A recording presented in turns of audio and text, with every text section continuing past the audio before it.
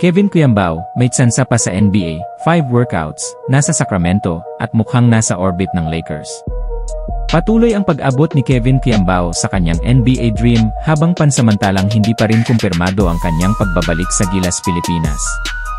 Ayon kay head coach Tim Cone, ang 24 anyos na dating UAAP MVP ay kasalukuyang nasa Sacramento para sa serye ng workouts sa 5 NBA teams at mukhang may tsansa siyang makasungkit ng spot sa NBA Summer League. Sa isang event ng Samahang Basketball ng Pilipinas SBP at Adidas nitong Huwebes sa Monarch, Manila, isiniwalat ni Coach Tim Cone na si Cuyambao ay nakatakdang magpakitang gilas sa harap ng 5 NBA front offices ngayong Hulyo 11. He's got a workout with 5 NBA teams on the 11th that will kinda dictate his schedule after that, ani Cone. Depende sa magiging resulta ng mga tryouts, posibleng manatili si Cuyambao sa US kung siya ay mapili sa Summer League roster ng alinmang koponan.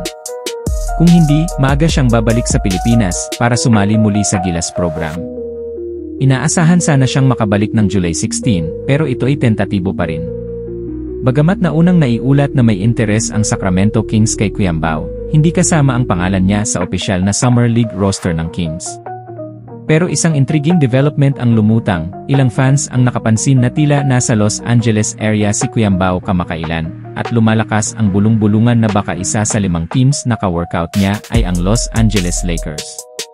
Wala pang kumpirmasyon mula sa kampo ni Cuyambao o sa Lakers, pero kung mapapansin, matagal nang kilala ang Lakers sa pag-scout ng mga versatile forwards mula Asia at Europe, mga gaya ni Rui Hachimura at dating NBA hopefuls mula sa rehiyon.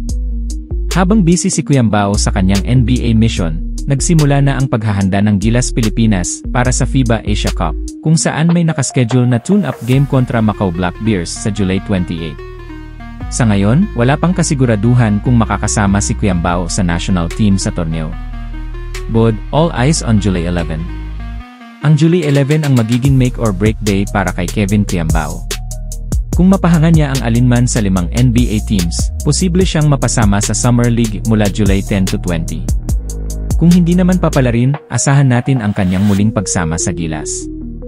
Sa ngayon, hawak ni KQ ang kanyang kapalaran. At kung makalusot siya sa Summer League, siya ang magiging isa sa ilang Pinoy na nakatungtong sa eksenang iyon, isang malaking hakbang papunta sa NBA.